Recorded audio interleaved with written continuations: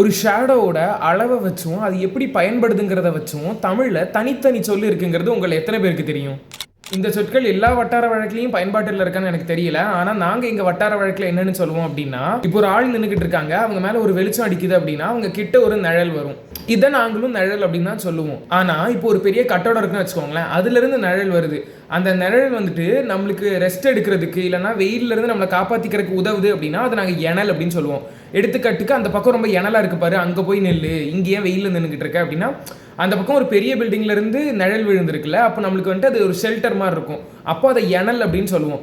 அதுவே சாதாரணமாக நம்ம மேலேருந்து ஒரு நிழல் வருது அப்படின்னா அதை நார்மலாக நிழல் அப்படின்னு தான் சொல்லுவோம். நம்மளோட நிழலையுமே கூட எனல் அப்படின்னு சொல்லலாம். எப்போ அப்படின்னா இப்போ ஒரு நாய்க்குட்டியோ பூனைக்குட்டியோ வந்து நம்மளோட நிழலில் நின்றுக்கிட்டு இருக்கு அப்படின்னா இந்த பாறை இந்த நாய்க்குட்டி இங்கே எனலாக இருக்குன்னு வந்து படுத்து கிடக்கு அப்படிங்கிற மாதிரி சொல்லலாம்.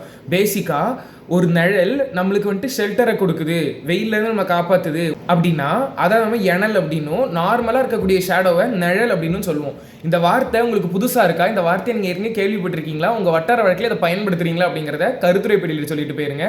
நன்றி.